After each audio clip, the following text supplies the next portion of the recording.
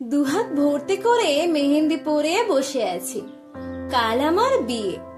না না, আমার না, আমাদের বিয়ে। যে মানুষটার জন্য এতকাল অপেক্ষা করে আছি, কাল সে সারা জীবনের জন্য আমার হয়ে যাবে। একথা ভাবতে ভাবতে রাজের মেসেজ এলো, মেহেন্দির ছবি দাও দেখি। এমনিতেই দুহাত ভর্তি মেহেন্দি ছিল, তারপর মা এসেছিল খাবার খাইয়ে দেওয়ার জন্য। মেসেজের উত্তর দেওয়ার কোনো সিচুয়েশনই তখন ছিল না, তাই ফ্রি হয়ে বেচারাকে রাতে সব মেহেন্দির ছবিগুলো পাঠালাম।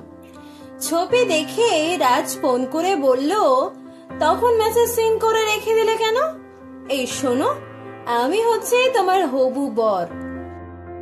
সবার আগে তোমার ছবি আমার দেখার কথা ছিল।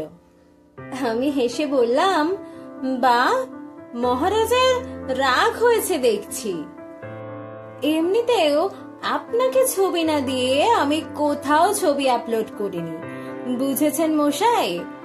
তখন দুহাত ভর্তি মেহেন্দি ছিল আর মা এসেছিল খাবার খাইয়ে দেওয়ার জন্য।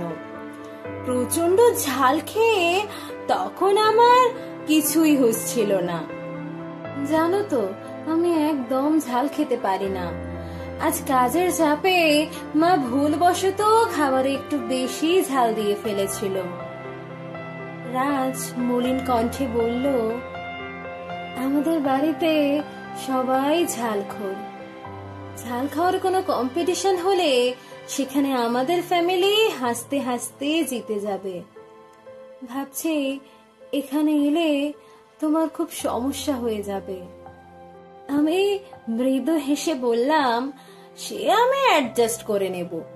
তোমাকে পাওয়ার জন্য আমার পরিবারের সাথে যুদ্ধ করে সবাইকে রাজি করালাম, সেখানে ঝাল আর এমন কি? বিয়ের পর শ্বশুর বাড়ির সবার সাথে বসে খাবো আজ। সব রান্না করেছেন আমার নতুন মা, মানে আমার শাশুড়ি মা। আমি রান্না করতে চাইলেও মা আমাকে একদমই রান্নাঘরে ঢুকতে দিলেন না।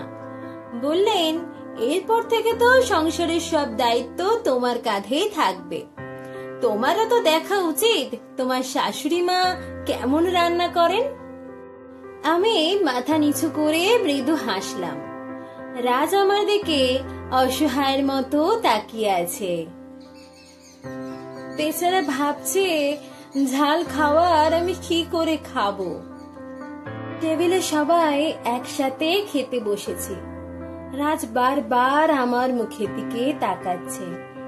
আমি খাবার মুখে তুলতেই রাজের মুখ কালো হয়ে গেল।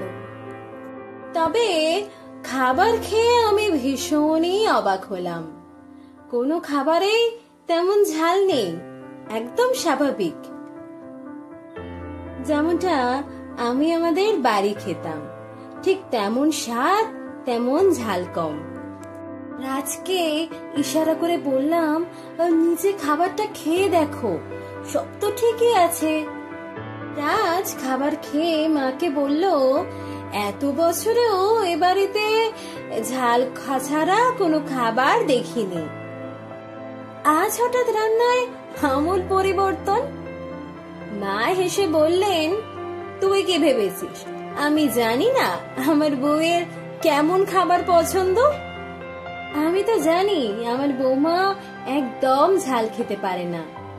আজ থেকে এ বাড়িতে সব রান্নায় ঝাল কম হবে, ঠিক আছে?